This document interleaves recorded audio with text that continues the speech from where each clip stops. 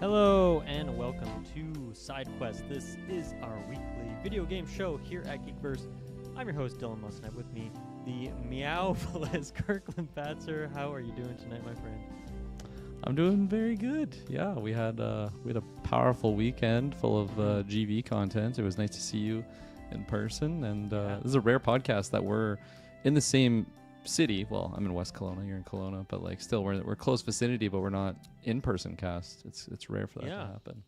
No, I feel like it's a good full circle moment. So as you mentioned, we just did GV day over the weekend, and now I'm back here in the parents' basement for the weekend recording an episode here where it all began. So it was on the other side of the room back when we recorded, and now I'm over here on this other side of the room. But still, it's kind of a fun nostalgic throwback to record in this which happens a couple times a year when I'm here.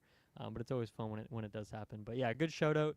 GV Day was a big success for anyone who missed it. You can, it's all on YouTube. You can go watch the live streams of that, and I would recommend it. I think it was a super fun day. There wasn't really a dull moment, in my opinion. I think we kind of kept it fresh the whole time, and the stream got extended a few hours because of all the great support we got.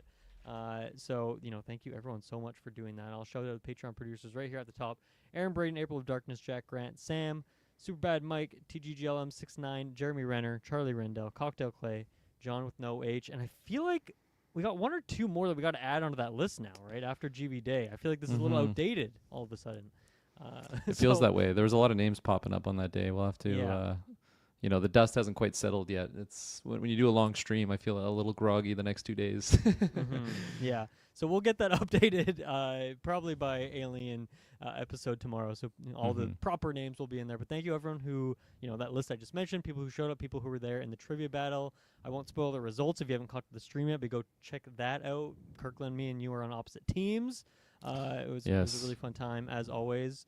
And just such a great day. Thank you everyone so much for tuning in, leaving a message, watching for 1 minute, 5 minutes, 10 hours, whatever it was, or checking it out in the post time. That's all good too. But I mean, for obviously the weekend and for 10 years at this point, we thank everyone so much for all the support. And here we are again. The grind never stops. Just a day too later, here we are. We're back on it with our weekly episodes. Tomorrow we got Alien, and then I think there's a Weekly Geek this week. There's Taylor something and I. else. Yeah, is Dexter Dexter Resurrection on Friday. Is there? I think it goes 9. I'm probably wrong. Every time So I you probably guess, got like 3 or I'm 4 usually more weeks or wrong. But something? yeah, there's a couple more weeks left for sure. And things are getting interesting. I was pretty negative at the start of the show, but I'm kind of turning around.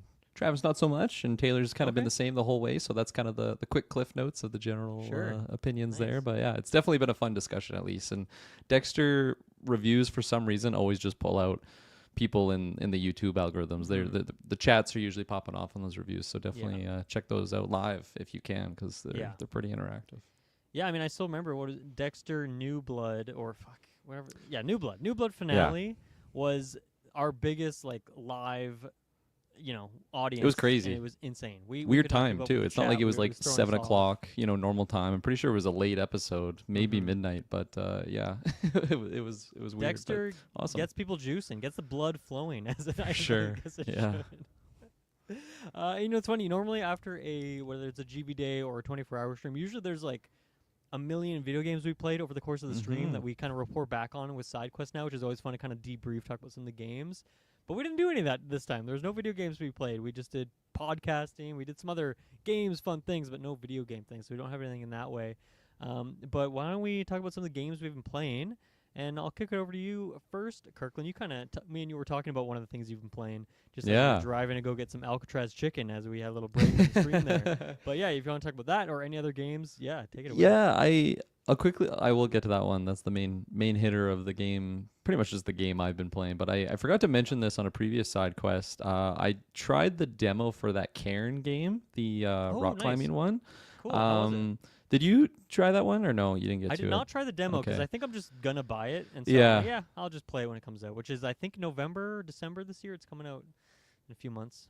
Okay, yeah. I was really interested in just the idea. I really love the art style and just like the actual look of the game when you are playing it. I do like the look of it.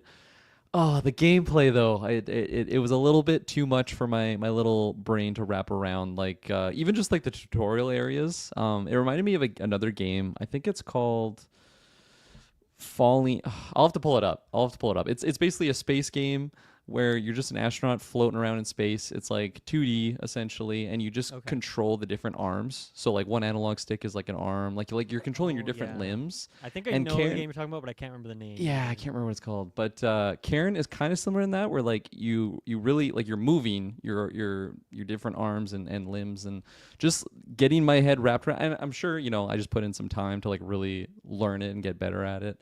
I mean, there's a learning curve with any type of movement game like that.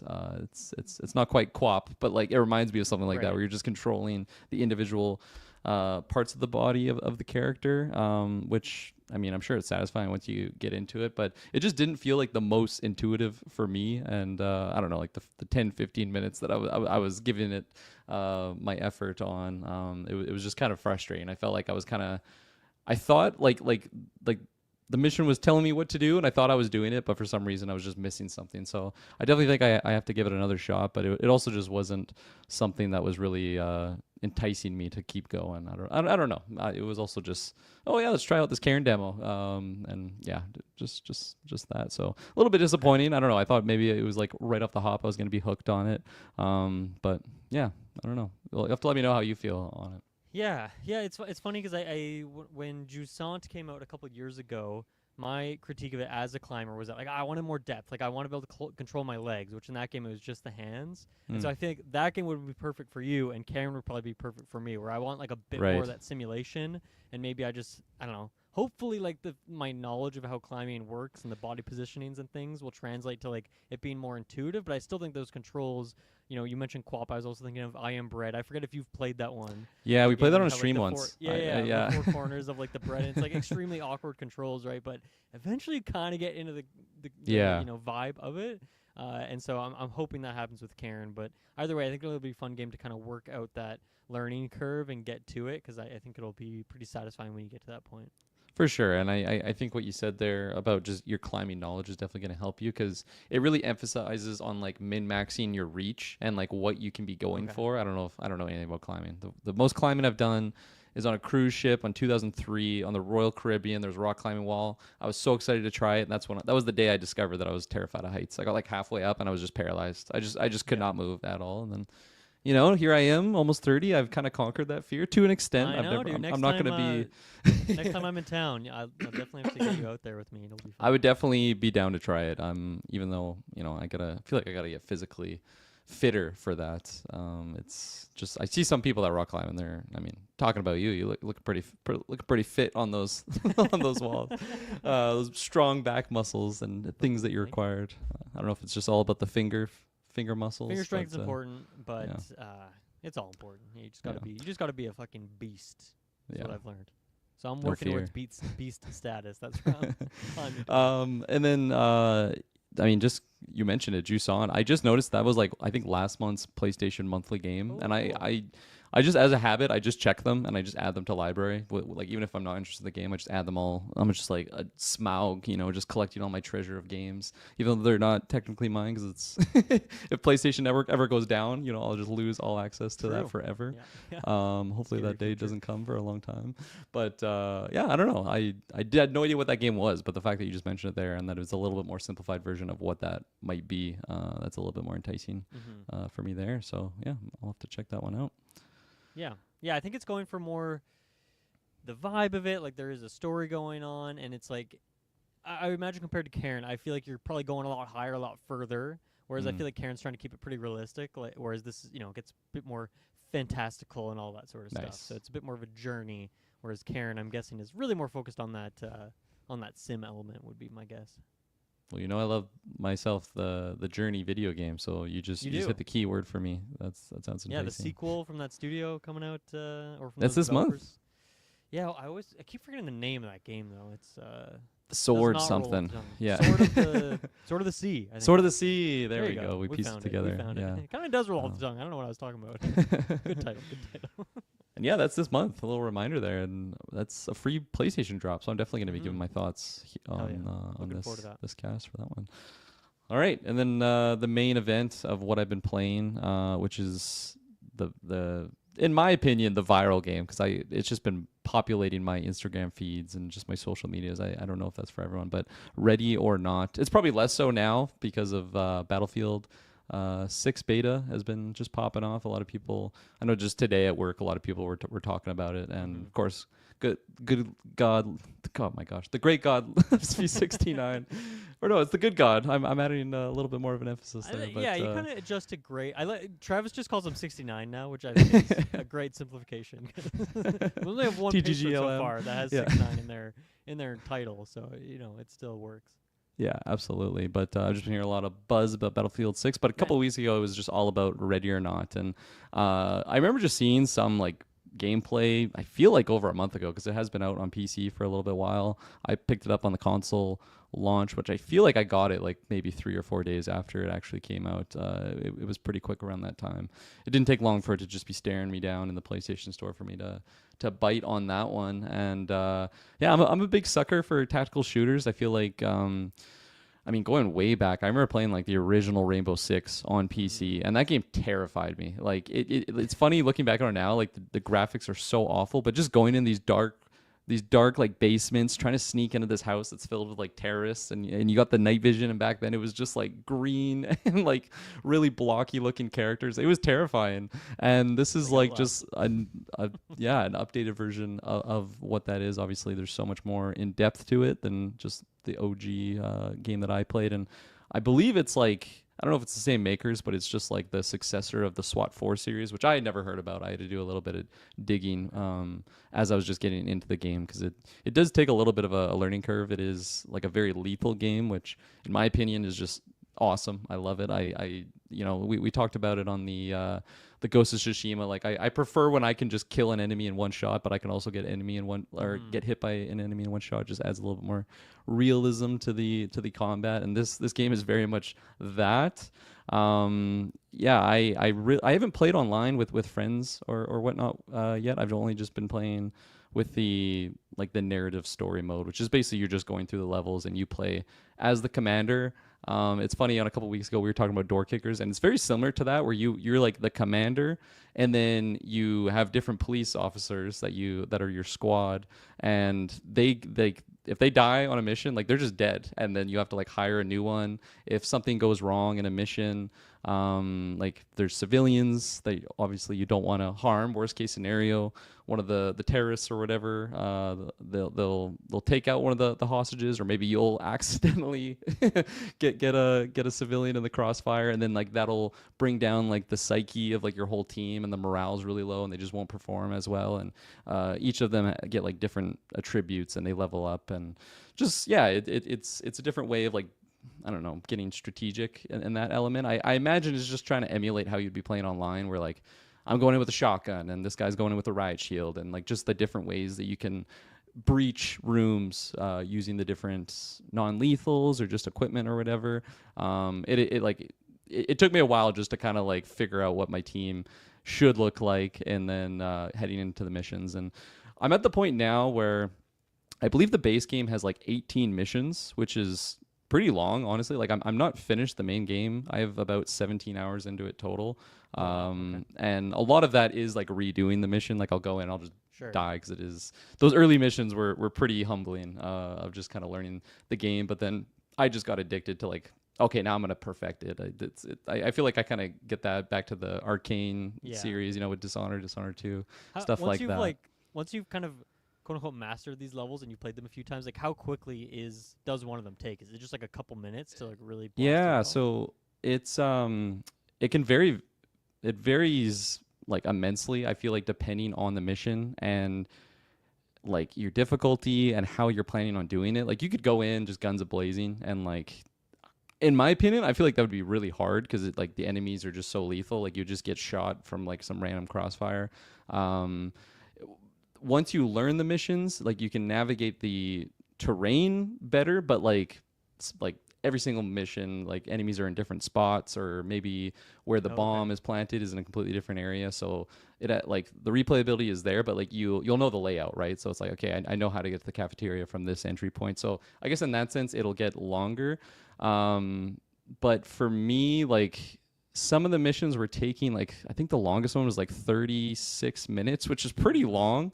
But like that was a big mission with a lot of enemies, and there's certain periods too where maybe you have to like find like a hidden area, and I just kept backtracking. Like I just couldn't figure out where it was, so maybe I killed some time there. But there has been times where maybe it took me like around half an hour to beat a mission, and then I go back and do it, and like no joke, like I would beat it in like less than 7 minutes. Like you just somehow get lucky, like maybe like who you have to save isn't just like a really easy to get to area, or whatever it might be. Yeah, I don't know, maybe just through the dice roll, just everyone that you need to find is in like the perfect line that you are already taking. And I've replayed I think every mission that I've done except for like the most recent one I've replayed at least once, or maybe the last two, because the last two were a little bit longer and they're a little bit frustrating. Like I have my preferred way to get through it, but then I mean, it gets to a certain point where it's like I just have to make this work, and then maybe you're getting a little bit more lethal than you want to, because the every time you finish the mission, you can get a different letter grade for it. The best you can do, like without going non-lethal, so maybe I just randomly kill like one bad guy, like he shot first, and like it is a totally fine takedown, but like you'd get an A+ max. To get an S, you have to clear the whole mission without killing anyone, and like nobody has to die, and that gets like really tricky. Unconscious to like get them out of the way at least. Yeah, absolutely. Okay. So you can actually load out with like all non-lethal gear. Like you could take rubber bullet guns, or my favorite is the beanbag shotgun. Oh hell it shoots these beanbags, and but if a guy is armored and he's an AK-47, I shoot a beanbag at his chest and it just hits his Kevlar. Like he's still going to be shooting me with his AK-47. So you really have to be strategic. My most recent loadout that I really really love is I now load up my guys with like gas masks, and I take the gas to just gas out like an area. Like maybe there's a lot of guys in like a really confined area, and if you can just gas it out, and then you're kind of guarding the door and they can't really get out, like they're just going to be dropping their guns. And then and it's so fun too, like doing different breaches, whether it's like you can do a tactical breach with a shotgun, so you just like blow the door open with a shotgun, and it actually brings down the morale of like the enemies as well as civilians. So I was talking to you off cast, but like there's certain missions where there's just meth heads who are just methed up, and like they're not necessarily trying to kill you, but they're just methed up, and like they have no idea what's going on. If you come into the room, they're just gonna like go at you with like a syringe or something. Like, and you know, if you're defending yourself, technically you could kill these civilians, these innocent people, but if you go in there, and you can also load up with like a taser, so that's usually pretty effective also. But it's really just like having the right gear for the certain, so you're the picking right your scenario. loadout like for each mission then? I was for pretty much like 89% of my playthrough. Like it wasn't until the end that I was really like trying to just make like an all together loadout that like like maybe I'll swap it out if I want to take like rubber bullet guns or something. But now like I really like my loadout. I take a what's it called? It's basically a mirror. I think it's called a mirror gun, and it just allows you to either you can like use it in windows to kind of get like a better view of what's going on into a room, or around an open door. So you don't have to like peek your head and potentially get shot. Like you can get a better view. But the big thing is you can use it to go underneath like a door, and then you can see what's in the room. And that's just, you know, knowledge is power when when you're doing these types of games. And it's not like a Ubisoft game where you can just, or like a Ghost Recon where you can just like target every single enemy. You know, you throw in your, if it's Assassin's Creed, you have your bird, but then in the Ghost Recon games you have your drone, and you just like know where everyone is, and you're just God mode at that point. Like you really do have to track enemies, and I think that's where the game probably peaks, is when you're actually playing with friends, because then you're just getting tactical, and you're doing call outs, and you're just strategizing, because there's certain missions with the bomb threats, for example. Like you have to find these bombs, or they're just going to blow up. And there's been many times where I've like dismantled all the targets, I've saved all the civilians, I found the first bomb, I'm defusing the second one, and I just don't have enough time. Like I'm doing the defuse, I see the bar, but then it's just like beep beep beep beep, and then it just blows up in my face. It's like playing a CS game. Sure. But I did experiment with some of the like the non-lethals and the secondary equipments that you can take, because you basically, how you load out is you get two guns, you get your sidearm, and then your like your main assault rifle or shotgun or whatever it might be. And then you get your support item, which I said mine was the mirror gun, but then you can also take the battering ram, the tactical shotgun, which you really only use to like blow open a door. You can take like different gas dispensers, so you could shoot like stinger grenades. It's basically a frag grenade that shoots like rubber pellets, and it's really good for like an open area. So there's like a big, I don't know, like NPR room, like just a big gymnasium or something. Like you'll throw it and it'll hit most people in that room, but it's non-lethal. So even if they're civilians, like you're not going to kill anyone. Those are really, really effective. Or you can take gas grenades, and then I think flash launchers also. It basically just shoots them faster and farther, I would imagine. I've never loaded out with them. I've pretty much only taken the mirror gun exclusively, which I don't know. Some people say it's kind of a baby method. I've seen some people, like, I don't know if you ever see those YouTubes. It's like what this game looks like with thousands of hours of gameplay. And I watched a Ready or Not one. I'm like, man, I am such a noob when it comes to this game. Just like this guy doesn't even take a mirror gun, and he's like solo taking down the one mission. Like he's not taking AIs with him, and just the way that he like peeks around corners in his movement and just like tracking certain things. It's like inspiring on like, man, like this game, like once you actually put in the time, like I'm sure it's just so satisfying getting those takedowns, whether you're playing with friends or solo, or even with the AI, because with the AI you have to command them, so you can split them up into 2 different teams. You have 4 allies, I guess, that you go with, and you can designate them blue team or red team or gold team. Gold team is all of them. So I've tried to like get a lot better with the command wheel. I'm sure it's even better on like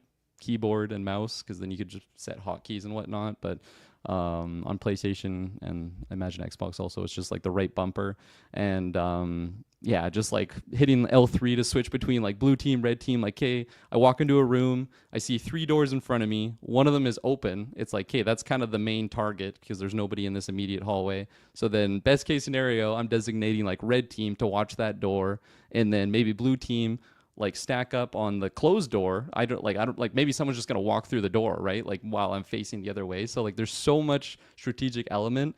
Of course, in reality, I walk in there and I'm like panicking. I'm like gold team, which is my whole team, watch the open door, and then someone walks in behind me because I have like 17 hours in, but like I just feel like such a noob when it comes to that sort of thing. But yeah, it's totally feeding that like tactical itch I get with first person shooter games, and yeah, lots of fun. Highly recommended. And it's one of those things too where it's like, man, if like the whole boys get on this, like this would just be so much fun. Like the chaos that ensues. Like maybe it's like you come into a room, there's some crackhead that runs at you or me or something, and somebody just panics and shoots them, and then you're just like, what the hell is going on? This mission is chaos. Like it's that real like unscripted element that makes the game so fun. And I really like just the gameplay loop and the setup and yeah, everything about it. So I forgot to mention it, but when you dismantle people, like let's say I come across a civilian or anyone really, like you're going to be shouting at them like freeze, police, like hands up.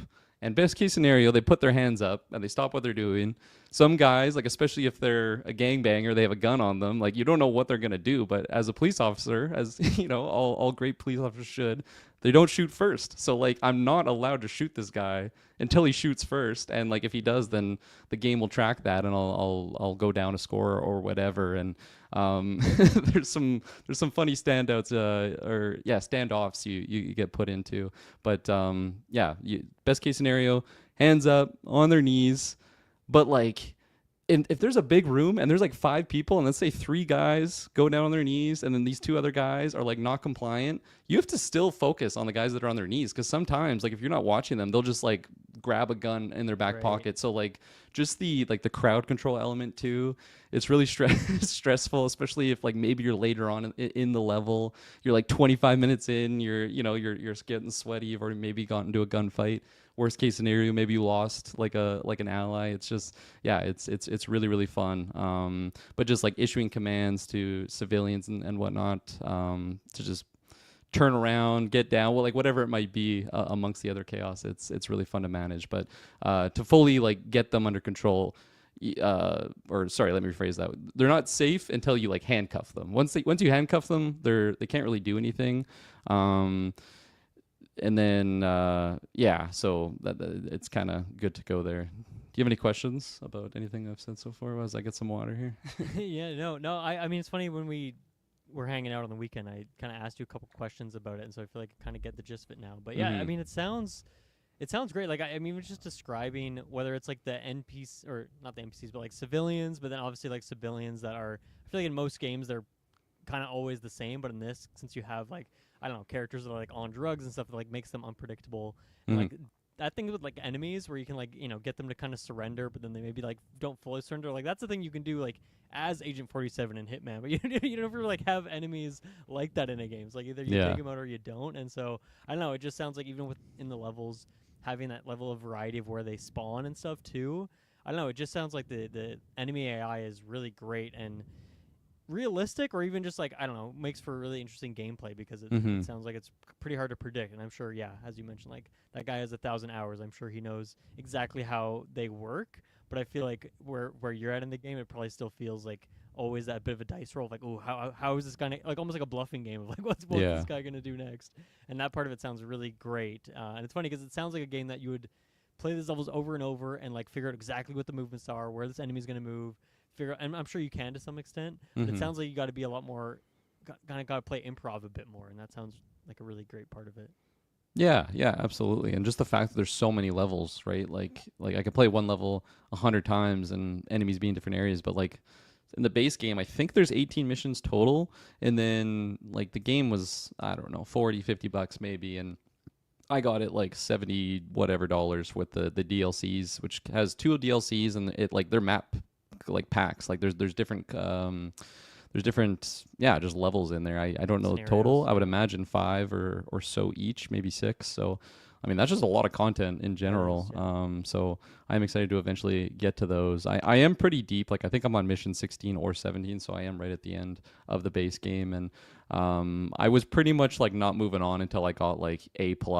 I only have 2 missions at S rank. Those are only the first 2 missions, which are arguably the easiest missions, but still I was pretty proud of them, especially the second one, because the first mission is just like it's like a gas station robbery type scenario. There's a couple of hostages, but like I think there's 4 enemies total, whereas like when you get later on, like you're at like the Mexican border and there's like cartel members in like just like these trenches that you're going through, and it's so terrifying because you're just like you got your night vision on and you're just going down these rat tunnels, and like some of them veer off, and it's stressful. So I've only done that mission once now. That one, that was one where like I got it through, and I'm like, oh man, like that was dicey. That was I think I got like a D rating on it. Like I don't even think I got like all the like miscellaneous objectives. That was like, okay, let's just get through this. But yeah, no, it's satisfying. I have a lot of fun just kind of like mastering them and finding all of the evidence, or maybe like one example I'll give you is there's like without spoilers, there's one enemy that you have to come across who's like he's like technically like a corrupt officer or something. So your objective is to take him alive, but like he's just firefighting you as soon as you find him. So like my AI ally is the one that shot him like the first time I did the mission. So like I got through it and the mission was complete, but like I failed that objective technically because he died. But then in my mind I'm like, how the fuck do I get him to stop? And then I didn't realize this at all, but like you can technically go for like knee shots and stuff and like cap people. Like in my mind I just always thought like, okay, headshot, if somebody's not wearing a helmet, like just dismantle him in one shot, that's easy. But then I'm just taking everyone out, and as a good officer should be, going for that S rating, I should be taking everyone alive if I can. I feel like the gameplay though is really fun to be playing lethally. Like just like the gunplay is really satisfying and fun, just taking out people with one shot. So some people argue it's like the S rank is kind of counterintuitive. Like maybe there should be like an S rank and then like an S rank non-lethal. Like you shouldn't be bottleneck. Dishonored like style, yeah, exactly. Like Dishonored, you can get a clean playthrough even if you get a couple kills, right? But I don't know. I understand it. Like it's you're a police officer. The best case scenario is nobody dies at the end of the day. So that element's really, really fun. Oh, and then the other one I was gonna mention is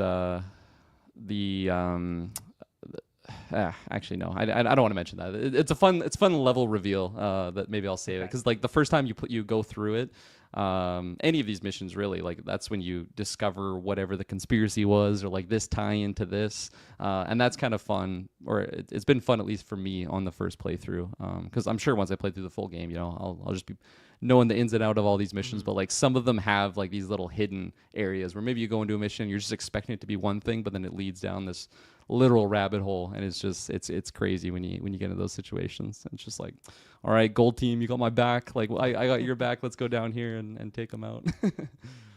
Yeah, it sounds great. I guess I'm also curious how because you mentioned a little bit about like how you control your AI teammates, but like I don't know, when you do that, like do you pull up like a mini map of it so you can like tell them where to go on the map, or like if you're in a larger map, how do you kind of control them over a larger space, or is it more like they're kind of just flooding in the room behind you, or like they're breaching but you're going in second? Is it kind of more like you can be close knit like ice climbers, or can you kind of spread wide and go like as far as you want away?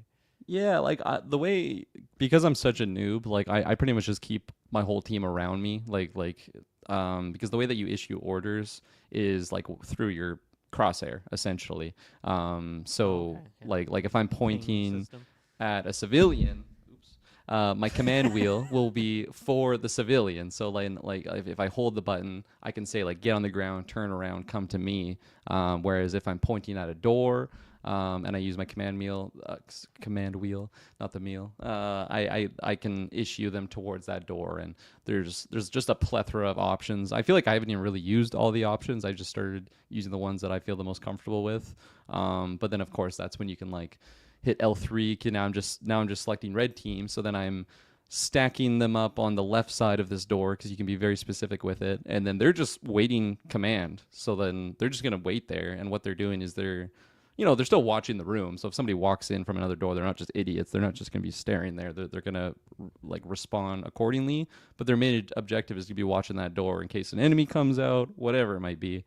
And then I could maybe go to the other side of the room with my blue team now, and then I stack up my blue team on the other side of the door, and then they're stacked up there. And then maybe I go to another entrance, like just on my own.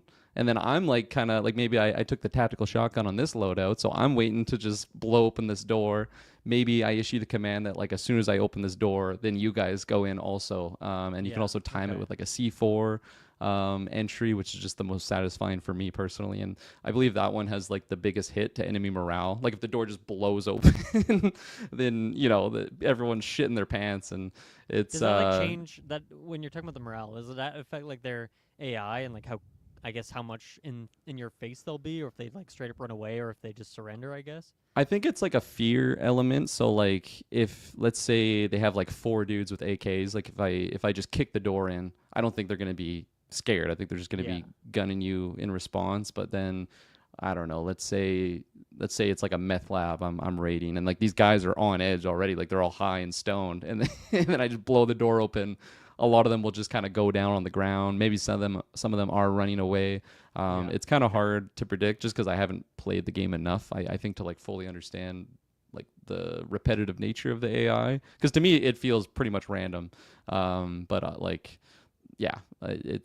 really I depends. love the idea of setting up like a multi-door breach at the same time. Like that sounds great, and I hope that like multiplies the amount of fear you deal on the enemy if you like bust open like 3 doors at the same time, because that would be terrifying. Just like every direction. Like totally. It's like Batman is invading, right? It's the Bat. But yeah, it does remind me of just other tactical shooter games in the past. I mentioned like Rainbow Six Vegas 2 back in the day. Shouts out to anyone that played that game. That one was, I feel like that was a big one for me back in the day of just loving the tactical shooter side of it and controlling your allies. So this is kind of definitely scratching that itch for me personally. And no, it's fantastic. The other thing I forgot to mention is some missions have. Like sometimes they'll like booby trap doors, so there'll be like a little tripwire, like on the door, like basically at the bottom of the door with like a grenade. So if you open the door, it'll just trip and then it blows up. I saw a couple videos online, which was a big reason why I wanted to give the game in general. But like a couple guys were playing, and then someone just opens the door, and they're like, "Not that door!" And then he just blows up and goes flying. So it's pretty comedic, but it's stressful though. It gets to the point where like you're opening every door with a peek, so you just crack it, and then you're looking down to see if there's a wire, and then like you'll go for your little wire snip there, because you can disarm them, or you can also like select your ally to disarm them for you, but you just have to be aware of them. And I feel like after I die to one, now I'm looking at every single door, expecting there to be a tripwire. I'm learning from mistakes, but yeah, there's one mission where you're going against. You're basically doing a raid on this guy that lives like way out in the bush, and he's just like a super conspiracy guy. So he's booby traps everywhere. That one was really fun to kind of piece together, and lost a lot of limbs on that mission for the first few go arounds. But no, it's really fun because and then in that mission, without spoiling really too much, there's and it's not just that mission. There's many missions that have like little like hidey holes or like little cracks in the wall where like I didn't even know enemies could get through them. Like I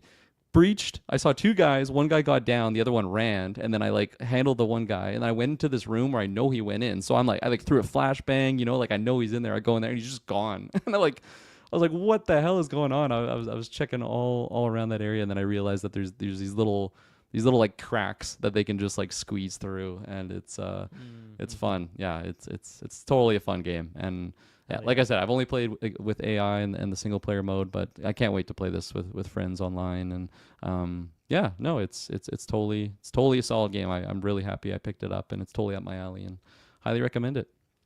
It's on my wish list now. I'll have to look if it has crossplay, because I just wish it on Steam. It does. But yeah, okay, it does. Cool. Yeah, I checked. Cool.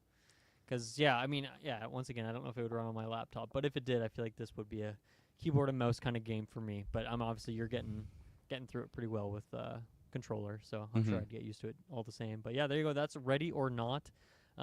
Yeah, really cool game. I'm excited to hear more about that as you kind of progress and play through more of that, or replay some of these levels and check out some of the DLC and all that. Totally. I just have one game to shout out here, and then when we talk about the Nintendo Indie World, I'll have a couple other games I can bring up when we get to those segments. But yeah, the one game I wanted to shout out here is okay. Well, Kirkland, I'll go back here. You remember Game of the Year? I was telling you about Mouthwashing, which was somewhere in my top 10 games of the year. Yes, I'm gonna pull that up as a reminder. Yeah, weird space station horror game, crazy existential story, really effed up. Kind of has like PS2 polygon type visuals, but with like, I don't know, some good effects on there. Give it like a CRT filter, so it kind of has that old school feel to it. Well, after playing through that game, I learned that developer, their name is Wrong Organ, which is like perfect for how weird their games are. They just have like a strange name like that. That they have another game that is on Steam now that's just like a free game on Steam. And so I was like, that's kind of been on my radar since I played Mouthwashing. And so finally in the last couple of weeks here, I jumped in and checked it out and realized that once I did that, it actually is supposed to be like a prologue for Mouthwashing, almost like a interactive trailer, I guess. Like the idea is you can play this for free on Steam. Ideally, you love it, think it's really interesting, and then like, okay, I gotta go buy Mouthwashing now and play that. So I think that's kind of how the intention was. So I'm kind of playing it in reverse order, but it kind of works either way because it is somewhat of its own separate thing. And the name of the game is How Fish is Made. So very similar to Mouthwashing, and that's just like, it's a weird ass name, man. But yeah, How Fish is Made, like I said, free game on Steam. It's a really short game. It took me about a half an hour to play through it, and that is there was like a update they did to it with like a new chapter, and that chapter is called The Last One and then Another. So to play that game and the like expansion thing for it, all that took me like about a half an hour. So really quick experience, but once again, it's supposed to be kind of like an interactive trailer, I think, to some extent. But man, I love what the studio is doing. They're just making the weirdest stuff possible. They have like really good. Their games just make you think about life and yourself and choices and like all these kinds of things. So even though it's like this weird wrapping around it, really weird distorted wrapping, it still ends up being pretty powerful, I feel. And so obviously this is much short. Mouthwashing was already a pretty short game, I think like 2 or 3 hours. This is obviously much shorter than that, but it still has kind of left a bit of an impression on me. So in How Fish is Made, you play as a fish, and you're not in water, so you're just flopping around through like this space station, like going through these kind of air vents. You're coming across other fish. You're having little rinky-dink conversations, and kind of the whole setup of it is that at the end of this section of the spaceship that you're in, you're gonna have to make a decision. Do you want to go up or do you want to go down? And you have no info about what either one of them means, but like all the fish that you're talking to throughout the space station have their different reasons for why they're going to pick this one over that one. So at some point, someone's telling you, I think about 70% of the fish choose up, and that kind of makes you think, ooh, do I want to go with the popular option? Do I want to go with the less popular option? One guy's like, I think I'm going to go down because my family also went down. And like some of them get pretty existential with their reasons for why they choose either one. And going through it, I'm like, okay, I'm going to go up.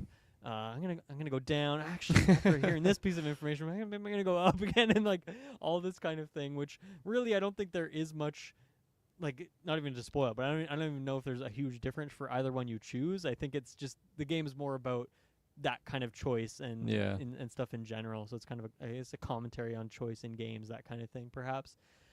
So that's kind of the first part, and then the second part of it is, as I said, called The Last One, and then another. It's still in the same How Fish is Made. You just download that. You get access to both of them. And that one's a bit more gameplay, has a bit more gameplay to it. Because the other one, you literally just flop around as a fish, talk to people, go make your decision at the end. There's no gameplay. There's no puzzles. There's nothing. It's very simple. And in this one, it's pretty much like a Katamari Damacy sort of play style, where you're like you're a fish who's in like a ball of, I don't know, paste of some sort, and you're kind of rolling around now. So instead of flopping, you're rolling around, and then as you roll into stuff like dead fish, fish heads, random objects, screws, they kind of become part of your ball, and then you grow and you become bigger and bigger as the game goes on, and then you kind of have to go through the area, pick up a bunch of stuff, so now you weigh enough to like go on this pressure plate to get through. So it has a bit more gameplay going on to it. So it's pretty much just Katamari, but like extremely disgusting and like with dead fish everywhere and all that. And this also has a bit of a meta commentary going on, and that one more directly leads into mouthwashing, and even like has a character from mouthwashing in there, so it's a bit more overt. And the way I read it is that these fish and all this like takes place within that space station that mouthwashing takes place in, is kind of the vibe I get from it. So but they never really overtly confirm that. There is one like fully pre-rendered like music video sequence in here that is absolutely wild and weird and disgusting. So they went above and beyond with some of the visuals in here, and that's what the studio is really good at. It's like really evocative visuals that really stand out. So yeah, not much more to it. Like I said, it's free on Steam. You go check it out if you want, and if you like it, then go check out Mouthwashing. That's kind of how it's intended to be digested, I suppose, and I just did it in the reverse order. But yeah, I really like what the studio's up to, and whatever they do next, I'll probably just buy it day one no matter what it is, and I'm sure I'll have a great time. So there you go. That's How Fish is Made. That's crazy. That's I mean, I like the run times. I feel like the whole series, half an hour, great. Yeah. I mean, well, including the other game, right? You said 3 hours for that other game. I mean, I don't want to ask too many questions because I feel like it's something that you just kind of want to experience and go through yourself. It's like trying to explain the Stanley Parable to someone. It's like, just play it. Just get in there. Sure. Yeah. But yeah, definitely worth checking out. It's weird. I've been playing a lot of these kind of strange indie horror experiences lately, and it's a good vibe. I'm quite enjoying that. And then like I said, I have a couple other games I'll shout out, but I'll talk about those when we are going through Nintendo Indie World for obvious reasons. So how about we take our first break, and we will be right back. Okay, we are back. So it's funny. Last week's episode, me and Taylor talked about the Nintendo Partner Showcase. And then a few days later, they announced another direct for specifically Nintendo Indie World announcements. So obviously there was the third-party announcements, and now there's the indie stuff. So it seems like what Nintendo's doing here is getting a lot of that stuff kind of out of the way, getting some announcements out there that need to happen for games releasing in August and fall. But then they can ideally drop a nice big Nintendo first-party direct in September that kind of, gives all the release dates we need for like Kirby, for Metroid, like the games that we know are coming out this fall, and then probably some surprises along the way. So overall, it's funny, when me and Taylor did that episode, I was like, this partner showcase kind of sucked. What was even really the point? And I think now that I've seen, that they had this indie direct to follow it up, which I actually think is a pretty solid direct, even though it's like 15 minutes long. I think it kind of sets the runway for them to do their last direct of the year and then kind of just ride out the year. And I think it'll all work out in the end, but it was just kind of weird the way they did it. Because obviously Nintendo doesn't really announce these things too far in advance. Like, we know about these directs like a day or two before they're happening. There's obviously always rumors, but those rumors often end up being false. But what did you think of this indie showcase? Did you have a good time here? Anything that kind of stood out to you top level? Not a whole lot, honestly. I was somewhat somewhat disappointed. I feel like my intrigue wasn't like peaking though, because I'm one of the old Switch users. I don't have a Switch 2 because I feel like the most exciting announcements would be maybe just like with the new tech and like what they would be showcasing for a lot of Switch One games in indie here, titles. Though. I think almost True. everything. No, true. No, true. Like the first section was just Switch 1, and then I think it's like a quarter or maybe 30% of that amount is Switch 2 exclusive. But in my mind, I'm just like waiting for that. Okay, sell me on the Switch 2. Maybe the indie showcase isn't the best place for that because it's usually smaller studios doing potentially a smaller game for that. So maybe it was just not buying my ticket to the right show or whatever. Just setting my expectations in the wrong area. But I don't know. I also usually find like a really cute indie that maybe I want to show Shay, and like maybe her and I can get interested in that game together. Because it's usually Switch games for some reason. The Nintendo isms is what brings us together in those sort of categories. I mean, she did tell me that we're getting a Switch 2, I think next year, because that's when the new Animal Crossing is supposedly supposed to come out. She gave me all this information. I don't even know if that's real news, but she told me that. So she's got her finger on the pulse for that. But okay, you can let her believe that if it would make her happy. There you go. I'm not going to break her heart and give her that news. I'll let her find that one on her own. But nonetheless, I don't know. I was just maybe waiting for something to really sell me on it, and Showcase didn't really do it. There is like something that I thought looked really, really cool and fun, and like just like a fun thing to play, but nothing like blowing my mind on like, man, this looks next level. So a little bit of a lesser one for me personally. Fair enough. Yeah, I think I thought it was a really good time. A lot of interesting things in here. Release dates for a couple games I was curious about. A couple surprises in there, and even made a purchase. So you can never can't complain too much if that's kind of the level of direct we're getting here. Mm-hmm. Let's kick it off then. The very first game in here was Mina the Hollower, which we already knew was coming out Halloween. So there's not really much new here. I think the purpose of this showcase here is kind of, to remind you, but also that they had a demo that dropped with this, which was like an out-today demo. And so I jumped in and played a little bit of this. I didn't want to play too much because I'm already buying this game, so I don't really want to get spoiled on it or have to like redo the first level or however much is in the demo. But the thing that I found really interesting about this, and I kind of talked about this with Taylor last week, is that it's weird that there's some features like the mouse controls or like 120 FPS, which like the Switch 2 is capable of, but just aren't really being used yet. And a big reason for that is probably that like a lot of these devs don't have dev kits, like they just straight up don't have access to like the hardware for Switch 2, so they can't really like perfect these things. But Mina the Hollower, and including this demo, is like 120 FPS. Has that feature kicked in there. And so to my knowledge, I think other than Welcome Tour, I think that's the only game that has that so far on the Switch 2 is like 120 frames is this freaking demo for Mina the Hollower. So not even like another first-party game has access to that. Metroid will, we know that, but that's, not out yet, of course. So I found that kind of interesting, and that's what I really was curious about when I downloaded this demo is I want to see this 120 frames in action. And, really, it's kind of hard to tell for a game like this, like a pixel art game. Pixel art's tricky with 120 frames, right? Because often in pixel art, like every frame is like hand drawn, and so it's like, are they actually doing twice as many frames, like of hand drawing for this game, like just for the Switch, or like, cause I guess Xbox and PlayStation could do that too. So maybe from the start they had this idea to do that. But it's like, unless they do specifically like draw an animation at 120 frames, you're not really going to see it. But maybe the 120 frames is beneficial more so that the game is, reading your inputs twice as often. So the game feels a lot more snappy. The game does feel great, but like, this is the team that made Hollow Knight. They're going to make a great game. This game has looked super solid ever since. So yeah, I played like, maybe 20 minutes of this. Even at the very beginning, you get to like choose your weapon type. There's like a big hammer that kind of has a slow charge up strike. There's like a mace or a ball and chain type weapon, so kind of a more whip type attack. And then there's the knives. You can pick which one you want. I'm guessing you eventually unlock all of them that you can use freely. I picked the ball and chain because anytime I can use like a whip like weapon in the game, I'm always going for that. Then you also get like a kind of lob shot axe. So between the whip and the lob shot axe, I felt like I was just playing Castlevania in terms of like what my moveset was.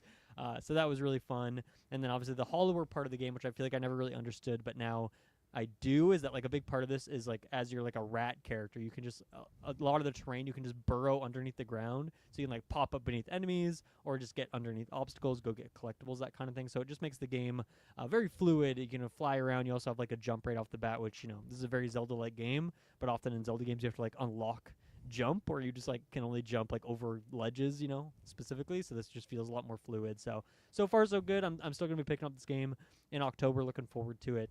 But yeah, just wanted to shout out the oddity there of like the 120 frames. Funny that this is kind of like the second game, to my knowledge, on the console that has that feature on it.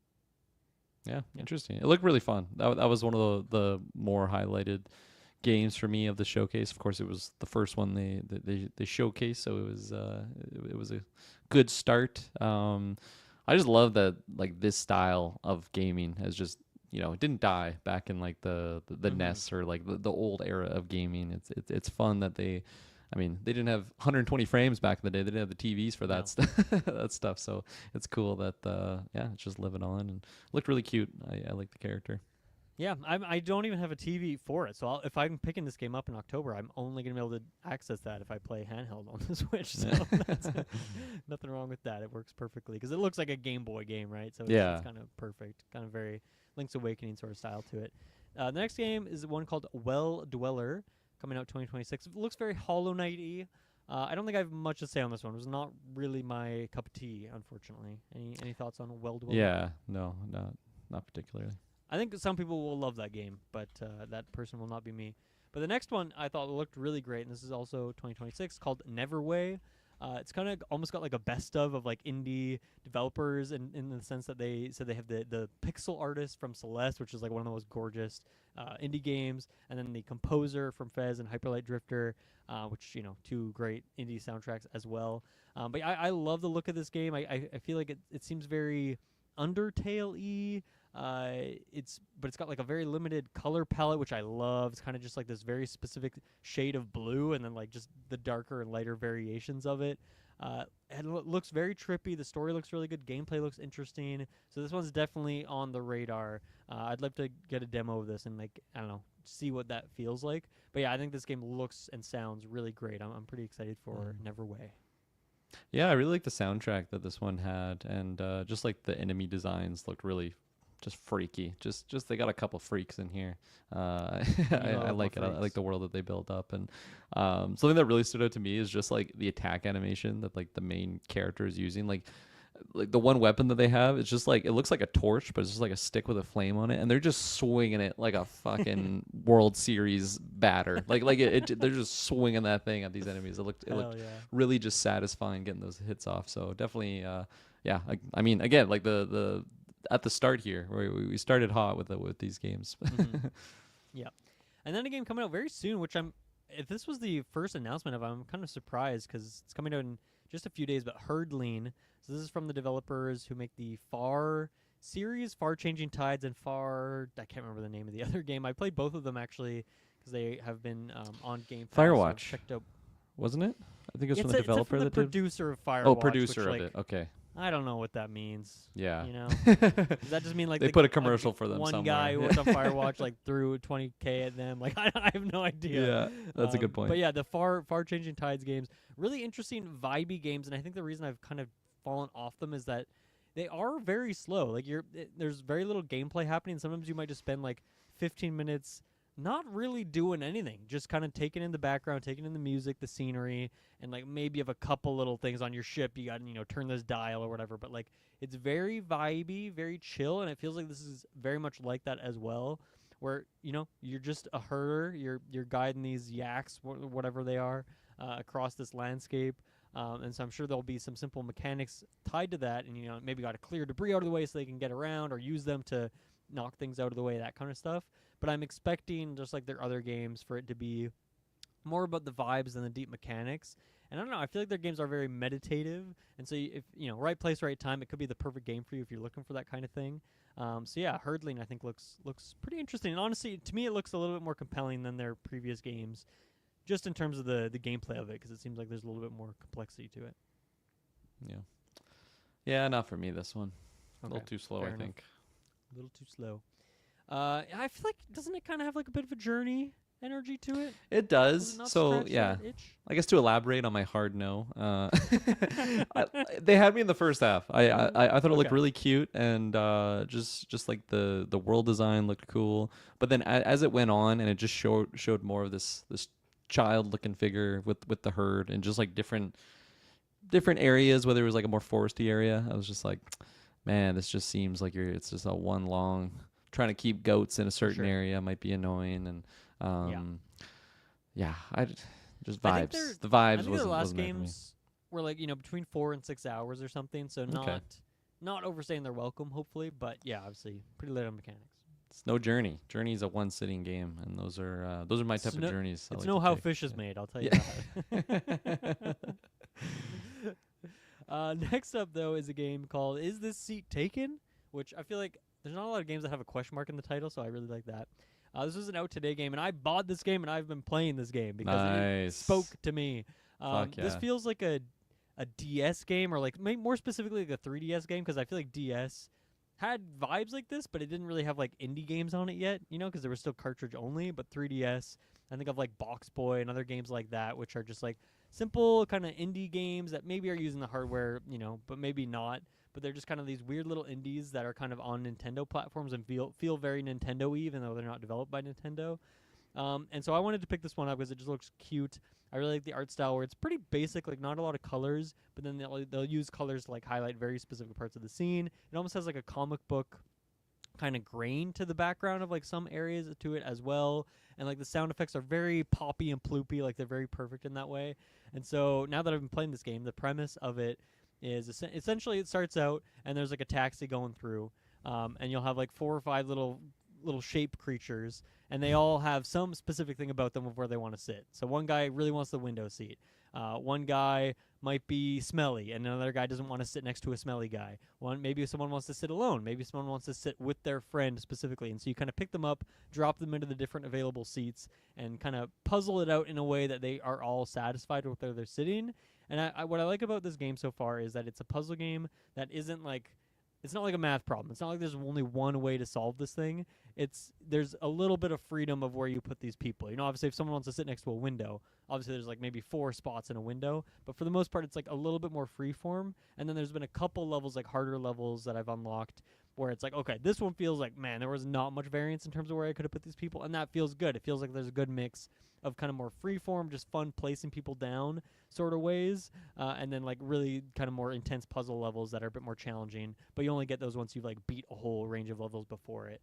And I love the tone of this game. It's very silly, it's very goofy, where it eventually gets to the point where, yeah, like a descriptor for a character will be like, I forgot to shower, and so you can see that there's like smelly clouds around them, and then you'll see when you put them on a seat, it'll highlight like 4 or 5 seats next to them that are affected by their stank. And then if someone's like, I can't handle anything smelly, if you put them next or even close to that person, they'll be pissed off and they won't be happy, so you'll lose the level. And so you kind of have to square it out. And then some people will be like, ooh, I'm wearing strong cologne, and so you got to make sure you're going to put them in the right spot. Some people will like go to a dance party, and so you can like, you'll have seats, but then you'll also have like a dance floor area, and people are like, I want to stand right next to the speaker. Or there'll be someone who's like, I want to dance, but I also don't like music, so like they want to be far away from the speaker, so you get goofy things like that too.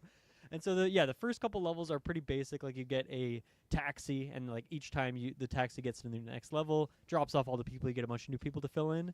But then some of the levels that are really fun, so far I've had a couple bus levels, and so it's like a pretty big bus, there's a bunch of seats, but like every stop it takes, some people will get off and then some people want to get on. So you're kind of having between each placement, having to kind of position people or reposition people, or like take everyone off the bus and reposition everyone now. And so you kind of get these fun elements, but I don't know, it's really fun to kind of just square out where these people should go, where they shouldn't, and there's a lot of funny things. And like there's even like a bit of a narrative going on where like there's this one person who is an aspiring actor, but they just don't have the confidence because they're like a rhombus shape, and all the other actors in the world are like circles or squares or whatever. Then their friends like, oh, but what about this new actor who's like up and coming on the scene? They're a rhombus. And then this person's like kind of trying to build up the courage to go and talk to this actor who's also a rhombus, so they have the confidence to like become an actor. So I don't know, it's like it's That's very so goofy. quirky. Yeah, it's very silly. It obviously knows that. It's like very specific with its tone there. But man, it's really great. The other level that I think you would really like, I think you'd like all of these. Like, it's just fun, simple gameplay. Is the movie theater one. So it's almost like you have one movie theater, but like separate showings are happening. So the first level, you put a bunch of people down. At the end of the movie, all those people filter out. A bunch of new people come in. But like depending on where you had left people before, there'll be like popcorn strewn along the seats and like big mess everywhere. And then the next level, the people will be like, I don't want to sit in a messy seat. Or someone will be like, oh, I want to steal popcorn. So put me next to someone who has popcorn. And so you get like goofy things like that, and I just can't wait to see like the crazy levels they come up with. But so far, this game has been an absolute joy. It was like $15. Nice. It feels like almost like a mobile gaming in terms of like its simpleness. But like I said, I think more specifically, it feels like a 3DS game, and that to me is like the perfect vibe of like, oh yeah, I feel like the Switch. A lot of those games aren't really around anymore, the 3DS-y type of games, and so this is kind of almost feels like a fun little throwback. So I'm having a great time with Is This Seat Taken so far. That's awesome. Yeah, it definitely stood out to me. This was one of the more positive ones on the list for me. It at first glance, it reminded me. I don't know if you ever played Diner Dash back in the day. Has Diner Dash vibes for sure. Oh, Yeah, I played man. that one in like a penguin diner or something. Oh, okay. That where you're like on ice skates and you're skating around. Yeah, it has Diner that Dash, vibe to it for man. sure. My yeah. sister and I played that so much back in the day. I think that was like PopCap back in the Okay, PopCap nice. games. I think like Peggle was another PopCap game. Dude, speaking of PopCap, did you see the remaster announcement for Plants vs Zombies? No, I did not. That's Plants crazy. vs. We were just Zombies talking about that. Replanted is coming out in October, which has new levels. It has the same art style, but just looks better. And obviously, it's like widescreen, which the game has never been widescreen, which I didn't realize, and has some other bells and whistles, I suppose. But yeah, that's coming out in October. So Oh wow, excited for that. interesting. And it has co-op, adding co-op as well. Damn, that's crazy. Yeah. I wonder how that would just two people interacting with the plants. I'm not 'Cause sure. It's like a grid, right? And then you're just placing them on that. Yeah, I guess it's either that and you're working together, or it's maybe there's like a competitive kind of thing to it. But it's specifically, I think, only couch co-op. And because Shay's also a fan of Plants vs Zombies, right? Oh yeah, definitely. Yeah, so I That'd be think lots of fun. I would love to hear how you guys feel with the Yeah. co-op. Or I think it comes out like right before the 24-hour stream, so that could be a fun one to boot up in the wee hours, Absolutely. play some PvZ together. Maybe. Man. Yeah. I feel like I usually don't have the juice for like when we play like Call of Duty zombies, but that might be more my Yeah, my, that my might late be the night zombies zombie in you. vibe. It's a little more wholesome. But yeah, no, getting back to this one.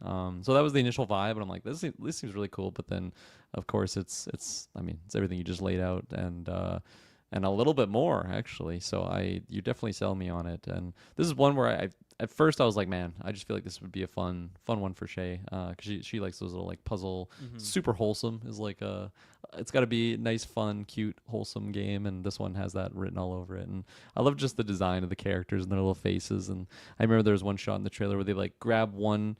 I don't even know what type of shape it was. It's like just something, and then it's like floating around. It just has these like cowboy boots on its legs. Like it just looks so funny. And then just hearing your that's a good shout out. And one of the things that can happen in the movie theater one is that some people have just like a big ass hat. So if anyone's behind them, they just can't see the movie. So you have to like position them in a way so that they aren't blocking the view of other people. So yeah, That's fun. It's exactly. But yeah, there was another joke too in there based on the shape where there's like an actor. There's a lot of actor vibes. Like I think the first level's set in like LA or something like that.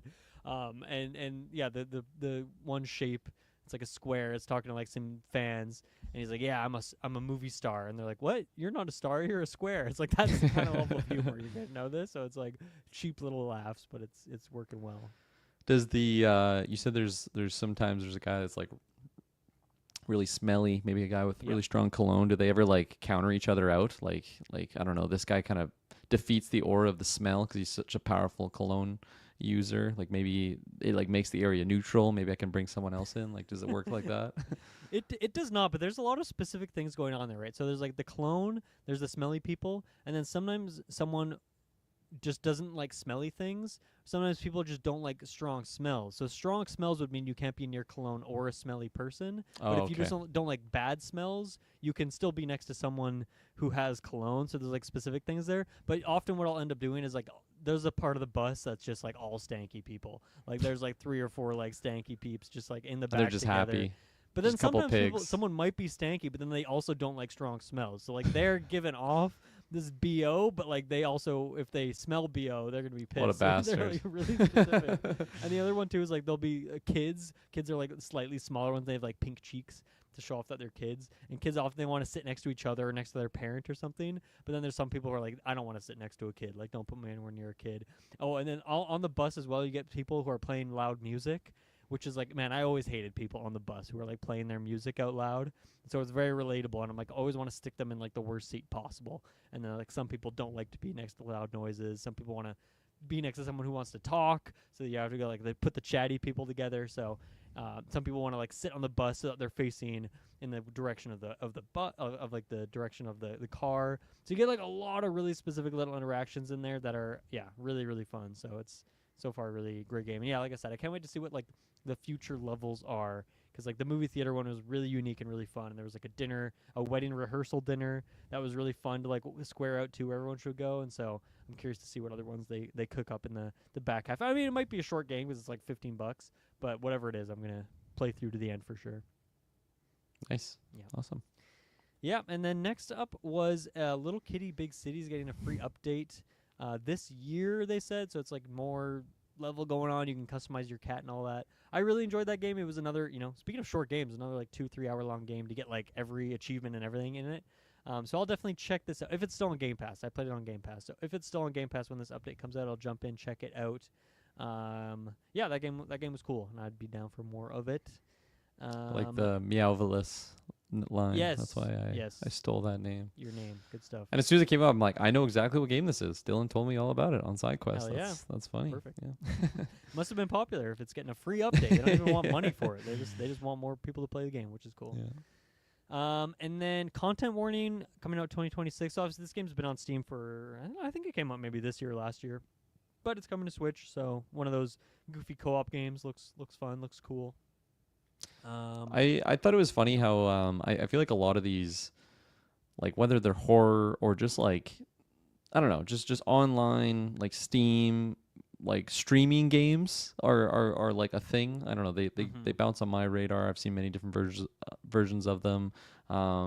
Whether it was the one that I was telling you and Taylor about, I can't remember what it's called right now, but like I remember just seeing a bunch of people streaming that one.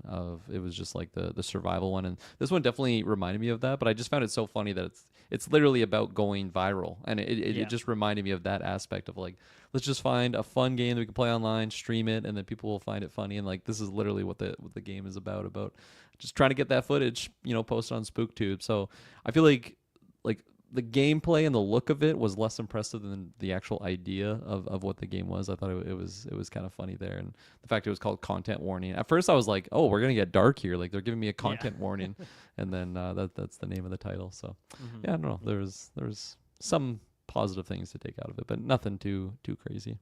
Yeah, because I think this was one of the Switch 2 exclusive ones. It's not on the Switch one. If I'm in my notes I was like, I'm not keeping track of what's a Switch one, what's a Switch 2. That's crazy. But I did kind of do that for this next one. So Ball X Pit, Ball times Pit. I still don't know what it's supposed to be called. Which I talked to you about. I think because that was announced Summer Game Fest, and then we talked about it at some point. Whenever we could. So this game's coming. It didn't have a release date. It does now. So it's coming to Switch. This is what I found weird. Coming to Switch October 15th, but Switch 2 this fall. So I guess they just don't have the Switch 2 version ready yet, which makes sense. A lot of, as I've talked about last week with Taylor, like a lot of devs seemingly don't have dev kits yet for Switch 2. So that's why a lot of things are taking more time than they should. And certainly not small indie studios are not getting that, small amount of dev kits that do exist.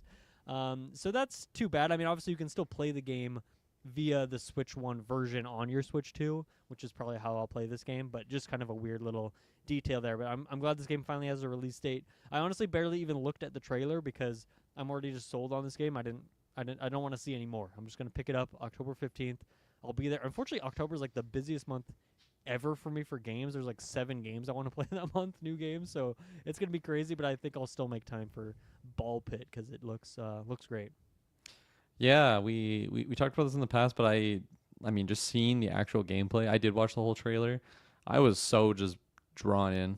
What it reminded me of is like, I don't know if we're out of that era, but in my mind, it reminds me of peak like iPod Touch gaming on like the city bus going to school. Back when like apps weren't just littered with ads, most games on the App Store were free. Like they had the paid ones, but if anything, it would be like a $2 game. Whereas now it's like they have like subscription services for like the games, and if it's not a subscription service, it's like you can play for 10 seconds, and then it goes to like an unskippable ad, and it just keeps playing the same ad. And I feel like it just deters me from even want to try like a different phone game that's not something like a card game, whether it's Marvel Snap or something along those lines. Not that I'm really playing phone games in general anymore, but it just reminded me of that era of those types of video games, and definitely looked just fun. This was I think my favorite one that was shown.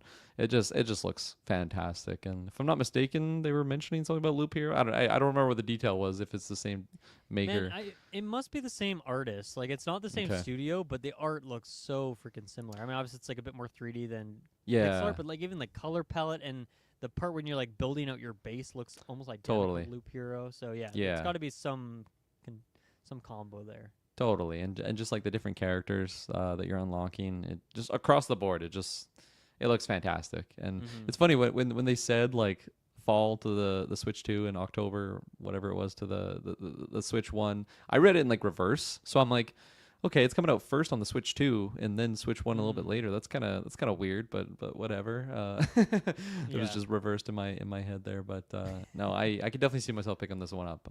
Nice. As it just looks fun. It just looks like I can pick it up, have quick. I don't need unskippable cutscene or like just really slow traveling to another city or something. I can just get in there and have some fun with the ball. It's no hurdling.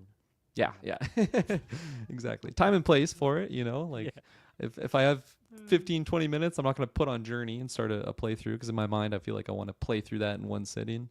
Yeah. Ball X Pit, though, you can pick that up, get some or how some fish progress. is made, as we go back. Next up was Ultimate Sheep Raccoon, coming out winter 2025, which... Kirklin, I don't know I forget if we talked about this, but you must have been a line rider sicko back in the day. Right? Oh man, come on! So this is like 8-player like co-ops line rider. Like fuck yeah, this game looks great. I used to like download maps online. I can't remember what I can't remember what the URL was, but there was a website that you go and people would just post their tracks, and it was just insane. Some of the level of detail people would go on them. They were they were awesome. Yeah.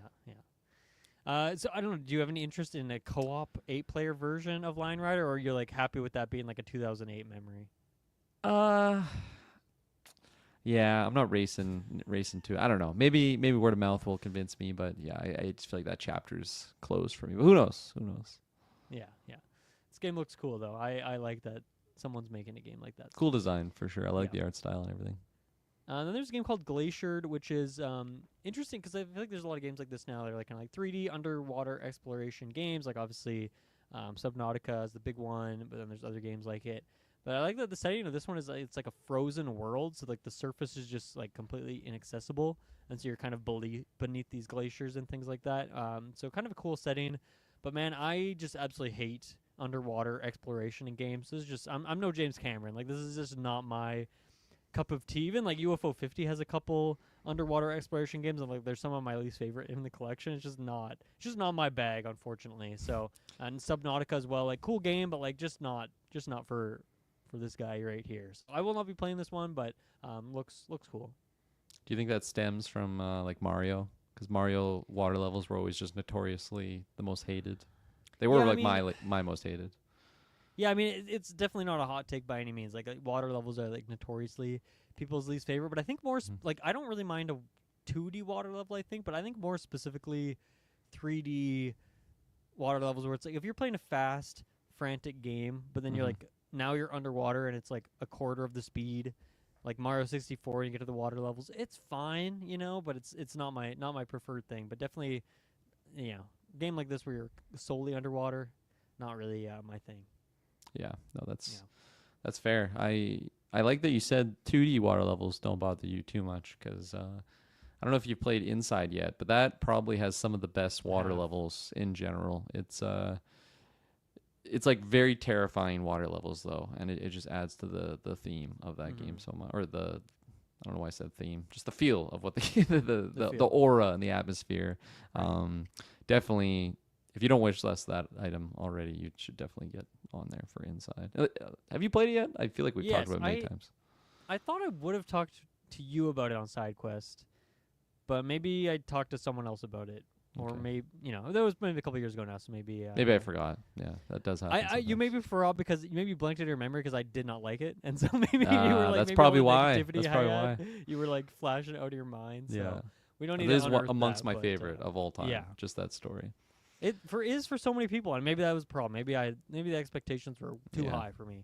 Especially as a Limbo head. I was like, oh, I love Limbo. I can't wait. See, I didn't like Limbo. I did Inside Weird, first, and then I went to Limbo, yeah. and I wasn't a fan of it. So interesting. That's strange. Yeah. Yeah, I guess it's whatever one you played first. That's what Yeah. you like. The other ones you hate. Exactly. But speaking of glaciers and frozen things, Winter Burrow is a game coming out this winter. We already knew about this window, and so I was kind of hoping for an actual release date here. We still don't have it. I'm looking forward to this game. I think it looks cool. And then this is kind of where we get to the part of the show where it's just like quick hits of these things. So we might have not much to say here, but I thought this game looks cool. Undusted Letters from the Past. It's almost like a miniature power wash simulator where you have like small antiquities, little strange objects. Not strange antiquities, that's coming up in a minute. But you have like small little objects, and you're kind of dusting them off, or like using a little water pressure thing to like clean them up and that kind of thing. I don't really know what you do next, but I don't know. Looks cute, looks therapeutic. So if you're into that kind of thing. And if you're not, maybe you are into owning and operating a tiny bookshop, which is a game that's out today. Which I looked at this game because this is my cup of tea, but it's like $25, $30 or something like that. Which maybe that game is absolutely worth that, but it's just not really my. It just feels like it maybe should be a little bit less. But essentially, you have like a little trailer, and in the back of this trailer, you have a little tiny bookshop with people coming in looking for certain genres or certain specific books. So it's just like a management sim kind of game, but I think the kind of cute, cozy vibes of it, kind of like Menominee Lane, which I know I forget if you played that or if Shay played that. I think it was Shay that played it, right? Yeah, she played it. Yeah, which I love that idea, right? Like take what is a genre that's usually so huge and overwhelming, like a city builder, but like boil it down to like just designing one street, perfect. I like that this is that, like that same idea of just you make a tiny bookshop in the back of a trailer. Seems super fun. So this game looks very cool. Out now. I don't think I have much to say about the rest of these until the very last one. Did you have any thoughts on Caves of Cud, Strange Antiquities, Opus, or Go-Go Town? Caves of Cud, I was like, what the fuck am I looking at here? This is hurting my brain. Is this like a text-based game? Like, is that the idea? It's like going back to that era of gaming? Sort of. It's it's like Dwarf Fortress. Do you know Dwarf Fortress at all? It's ringing a tiny little chime in my head. Not it's quite one of a those bell, random but games a that's chime. just like one of the, I don't know, for that community, it's just like the best game ever made kind of thing. Okay. And Caves of Cud is kind of like a more modern take on that. Which is a game I've heard a lot about because that podcast I've told you about that are doing the UFO 50, like one game a week kind of thing for like an entire year. They have a side series where they're covering Caves of Cud, and so they've done like 5 or 6 episodes of that. So I think the game sounds amazing, and someday I will play it for sure. It seems like a PC game to me, but yeah, it's cool that it's coming to Switch. I think finally break out of that Steam ecosystem, maybe get a bigger audience for it. Could be pretty cool. Yeah. Yeah. And then just the last one. Yeah, so the show ended with UFO 50, which I've talked about. Like, this game's got to come to Switch at some point. It's perfect for that platform, so it finally is out today. So I bought it again, and they also announced with it, I don't think it was in the showcase, but they are doing a limited run physical version. So like how we'll have in the Switch case with like printout maps and like instruction manuals and all, like probably stickers and posters and all that shit. So I'm gonna buy this game a third time, when I get that version, which I think is like not shipping until like next year, but pre-orders are open now. So yeah, I've talked about UFO 50 a million times, and I bought it again. I haven't even played it yet on Switch because like I don't even really want to play UFO 50 right now. I've kind of played all of it that I want to in this point in time. But I'm very excited for this to do some multiplayer stuff with you guys on the 24-hour stream. We were talking about Bushido Ball in the GV 10 year, and I think that'll be a really fun one to play. Charlie was shouting out Charlie that picked one. it up. Yeah. So yeah, UFO 50 is amazing. Like if you haven't played it yet, the Switch is definitely a great place to play it. I will say, and I haven't played it yet, but just because I'm on the subreddit and in the Discord and stuff. The Switch 1 version, great. Switch 2 version, seems like there's some issues with it because the game is made for like or for the Switch 1, which is like a 720p screen, but the Switch 2 has 1080p, and it seems like there's some weird scaling going on where like some of the visuals aren't working great, and then there's like some sound issues. So there's definitely some patches to be done. It seems like maybe they could have. Once again, it's probably a thing where they just probably don't have a Switch 2 dev kit, so they probably just had to kind of guesstimate, which is unfortunate. So hopefully they get that stuff fixed up. Like I said, I haven't actually tried it yet, but I think it's mostly visual bugs. You should still be able to play the game pretty well. But yeah, it's on Switch now, and if you haven't played it yet, buy it now because it's an amazing game, and it's best played on controller anyway, so it works just perfectly for Switch and all that couch co-opiness. So Nice. I don't know, Kirkland, this might be your time. Might be your time to jump in. Definitely, it's a game I would want to be able to play handheld. So I was waiting for the Switch. I mean, I don't really have many excuses not to No jump excuses. on there now. Was this like known it was gonna be dropping today, or was it just like a surprise? No, I mean, I think everyone kind of assumed that this game would get ported to Switch at some point. Yeah. That's kind of what happened with Spelunky, where it's like, yeah, they focus on Steam first and then like port to Switch later, which just seems like it takes time to get that not emulation, but just get that porting job done. And so, yeah, I think it was just a matter of time. Maybe it was the Switch 2 that pushed it over the edge of wanting to get it out there for that new audience. So, yeah, it was not actually announced, though. So this was a big out-now today surprise. Cool. I'm almost surprised it didn't get a bigger because it was just kind of in that montage. I feel like the game kind of deserved its own little sequence.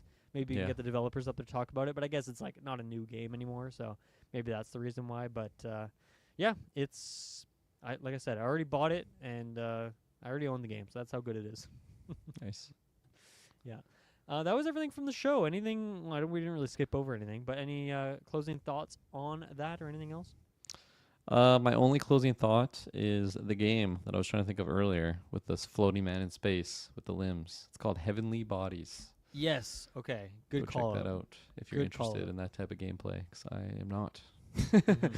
I was kind of excited for that one too, because it is couch co-op. So I'm like, oh man, maybe Shay and I will play this together. And then I just did the tutorial. And I'm like, no, I'm done. I don't even want to play this. Gotcha. Yeah. Fair enough. Okay, Kirkland, thank you for joining me. This is a fun discussion here. Next week we'll be back for more Sidequest as we always are. Thank you everyone for listening. We'll see you again next time. Bye-bye. Bye.